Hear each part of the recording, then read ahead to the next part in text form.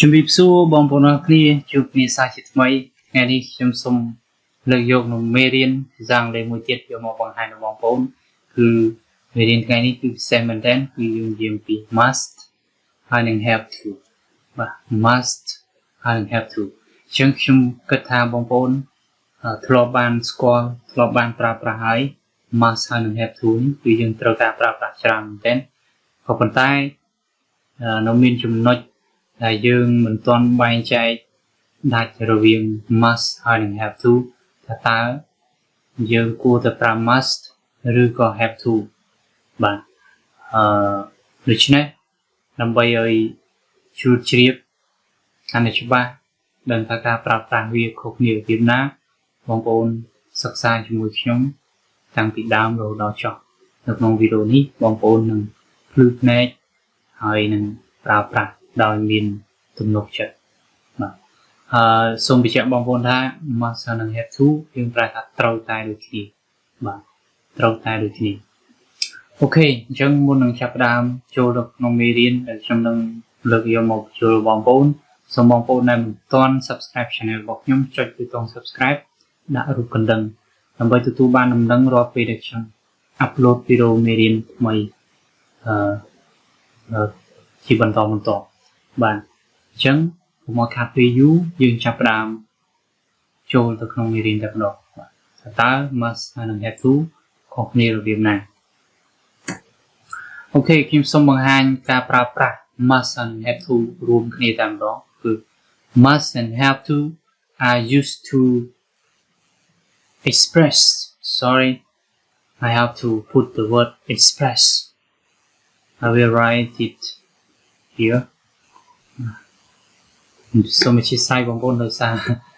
ភ្លេចពាក្យមួយគឺ express បាទទាំងតម្រៃជើង4គង់តែមានផ្្លាត់អ្នកអាចចេះស្ទាត់គង់តែមានភ្លេចបាទកុកហើលើមេឃគង់តែមានព្រានព្រៃបាញ់ត្រូវបាទទុកនៅលើទឹកគង់តែមានលិចបាទអូខេអញ្ចឹងយើងដាក់ពាក្យថា express គឺបង្ហាញជាស្រ័យបងប្អូនដោយសារយើងសរសេរបែបហ្នឹងគឺទៅអក្សរ S ទៅជាលេខ5ហ្នឹងបាទសូមការយោគយល់ផងដែរ We must and have to are used to express strong obligation បាទគឺ must ហើយនឹង have to ត្រូវបានគេប្រើដើម្បីបង្ហាញ express បង្ហាញនៅកាតព្វកិច្ចដ៏សំខាន់បាទ strong ពេលនេះគឺថាប្រែថាកាតព្វកិច្ចដ៏ខ្លាំងឬក៏កាតព្វកិច្ចដែលសំខាន់បាទដែលចាំបាច់ដែលត្រូវតែធ្វើបាទ but when we use have to there is usually a sense of external obligation បាទប៉ុន្តែនៅពេលដែលយើងប្រើប្រាស់ have to គឺវាមាននៅ sense គឺញៀនឬក៏ញៀននៃកាតព្វកិច្ចពីដែលរងនៅឥទ្ធិពលពីខាងក្រៅមកបាទ external obligation មានន័យថាកាតព្វកិច្ចដែលធ្វើដោយសារតែមានគំនាបពីខាងក្រៅមកបាទដោយសារមានការឬក៏មានលក្ខខណ្ឌឬក៏ស្ថានភាពក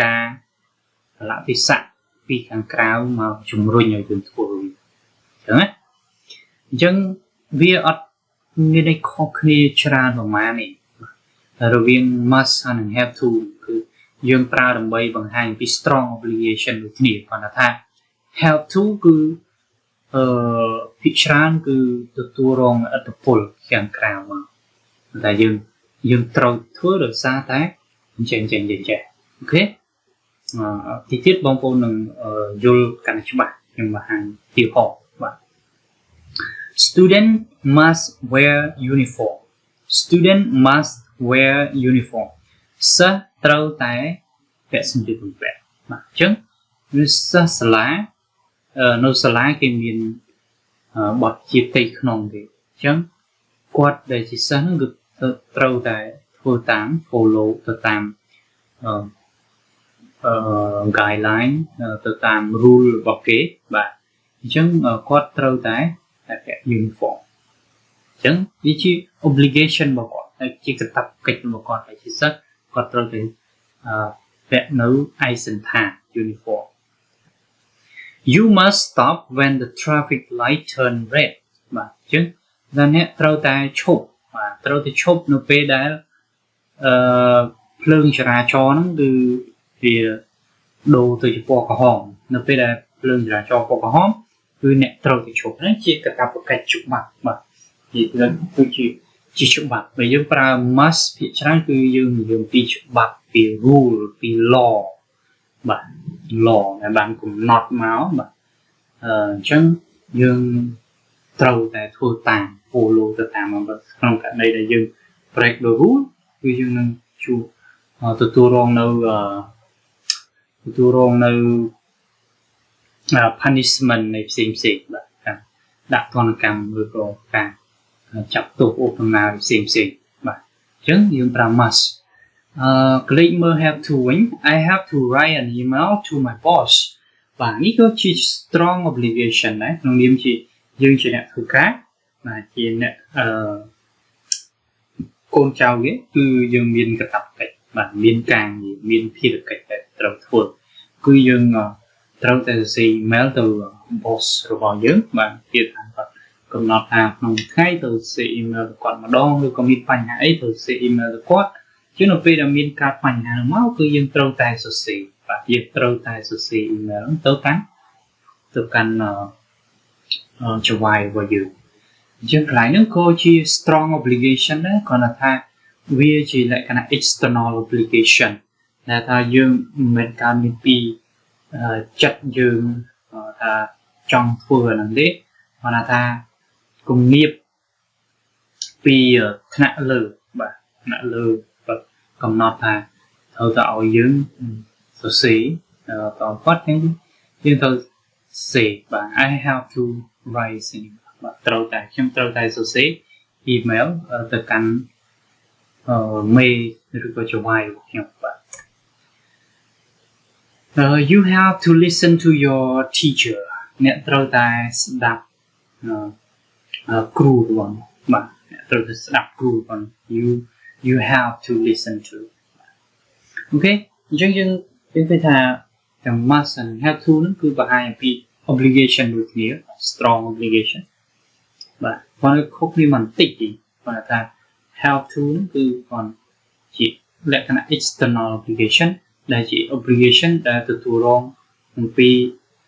external circumstances ជាថាកលៈទេសៈឬក៏ស្ថានភាពខាងក្រៅបខំបាទដាក់គម្រាមឲ្យយើងធ្វើប៉ុន្តែ must គឺភាគច្រើននិយាយពី rule ជាពី law បាទដែលជាការកំណត់ក្រឹតមកហើយយើងទៅធ្វើចុះអូខេតោះអញ្ចឹងយើងបន្តទៅមុខទៀតគឺថាខ្ញុំមានចំណុចមួយចំនួនទៀតចង់បង្ហាញបងប្អូននៅកាន់ច្បាស់អំពី must and have to តោះទៅទាំងអស់គ្នាចំពោះបងប្អូនដែលមិនទាន់ subscribe channel របស់ខ្ញុំចុចប៊ូតុង subscribe បណ្ដាក់រូបកណ្ដឹងទៅហើយរក click បាទដើម្បីបងប្អូនអាចតាមដាន channel របស់ខ្ញុំធ្វើបានវីដេអូថ្មីៗបន្តទៀត We use must to make a logical deduction based on evidence. It indicates that the speaker is certain about something. We use must យើងប្រើ must to make a logical deduction. Logical deduction គឺថាបង្កើតការសន្និដ្ឋានដែល logic បាទ logical គឺ logic based on evidence គឺអាស្រ័យទៅលើបាទឬពឹងផ្អែកទៅលើ evidence យើងប្រើថាភស្តុតាងដែលផ្អែកទៅលើភស្តុតាងអញ្ចឹងយើងកាត់ដោយសន្និដ្ឋានផ្អែកទៅលើភស្តុតាងហើយវា logic បាទ must it indicate that the speaker is certain about something ហើយវាបង្ហាញថា indicates បង្ហាញថាអ្នកនិយាយនេះគឺច្បាស់នៅរឿងមួយ chụp bạc được đường mình nên quạt chụp bạc còn mình phò tàng chạy lẹ còn cái gì trình máu rồi sấm an lưỡi phò tàng để dương mơ thì khó. It's raining now. It must be wait outside. Chẳng xong chạm bom bồn đàn ít chia chùm lệch bằng time rồi ông P must đại crown P strong obligation dương có ai pram must đầm bay bằng hai những P ca lực lớn và đại bất bộc cọt đại dương có ai từ lực hòa tán và it's raining now. It must be wait outside. We're công pung tập liên là việcประกอบជាសើមនៅខាងក្រៅអញ្ចឹងនៅខាងក្រៅប្រកបជាសើមមកដោយសារតែវាកំពុងភ្លៀងអញ្ចឹងច្បាស់ហើយបងជាងកាលណាភ្លៀងគឺវាសើមអញ្ចឹងកន្លែងនេះគេប្រើ mass ដើម្បីបង្ហាញដល់វាច្បាស់លុះគឺមានផុសតាងថាយកភ្លៀងនេះជាផុសតាងថាខាងក្រៅមុខជាសើមហើយ She hasn't had breakfast yet. She must be hungry. នឹងតែនាងមិនទាន់បានញ៉ាំអាហារពេលព្រឹកនៅឡើយអញ្ចឹងនាងប្រកាសជាបាទ she must be hungry អញ្ចឹងប្រកាសជា ហេវហើយអញ្ចឹងតាំងពីព្រឹករហូតដល់ថ្ងៃត្រង់អត់បានញ៉ាំអាហារពេលព្រឹកផងអញ្ចឹងនាងច្បាស់ជាហេវហើយដោយសារនាងអត់បានញ៉ាំអីអញ្ចឹងគេច្បាស់មកពីបាទ must កន្លែងនេះប្រកាសជា she must be hungry នាងប្រកាសជាហេវឬក៏ច្បាស់ថានាងហេវបាទអូខេអញ្ចឹងយើងប្រើ must ក្នុងលក្ខខណ្ឌហ្នឹងថាយើងនិយាយមួយច្បាស់នៅពឹងផ្អែកទៅលើផុសតាងជាក់ស្ដែងអូខេបាទអញ្ចឹងយើងទៅកលេចមើល have to បាទចំណុចដែលខ្ញុំចង់បង្ហាញពី have to បន្ថែមនោះគឺhave to វាយើងមានទម្រង់មួយទៀតគឺ has to ដែលយើងប្រើ we use has to with third person singular យើងប្រើ has to នឹងជាមួយនឹងបុរសឯកវចនៈទី3បាទបុរសទី3ឯកវចនៈ third person singular ដែលមាន he she it បាទ he she it third person singular គឺមាន he she it គាត់មានវាហ្នឹង and singular subject ហើយនឹងប្រធានដែលជាឯកវចនៈមានតែមួយមានចំនួនមួយយើងប្រើ has to Okay, example she has to take a bus to school today because her car is broken នាងត្រូវតែជិះឡានក្រុងទៅសាលាថ្ងៃនេះគឺព្រោះថាឡានរបស់នាងខូច has to យើងប្រើជាមួយ she has to have to យើងប្រើជាមួយ I you every day have to ជាង he she យើងប្រើជាមួយ has to Okay, my sister has to take medicine every day for illness បងស្រីរបស់ខ្ញុំត្រូវតែញ៉ាំថ្នាំរៀងរាល់ថ្ងៃសម្រាប់ជំងឺរបស់នាងអូខេតើអញ្ចឹងខ្ញុំសូមបន្ថែមប៉ុណ្ណឹងហើយខ្ញុំគិតថាវីដេអូនេះបានបង្ហាញបងប្អូនច្បាស់វា have to ហើយនិង must ដែលយើងទៅប្រើក្នុងកលៈទេសៈណា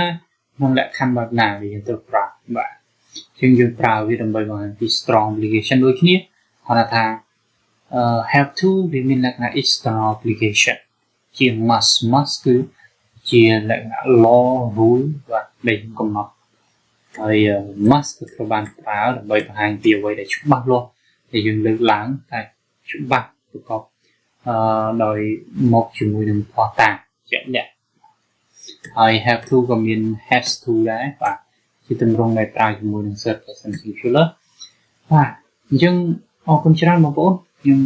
បញ្ចប់វីដេអូត្រឹមប៉ុណ្ណេះហើយនឹងជួបគ្នាជាមួយបងប្អូននៅក្នុងវីដេអូបន្តទៀតហើយកុំភ្លេចបងប្អូន subscribe ដាក់រូបកណ្ដឹង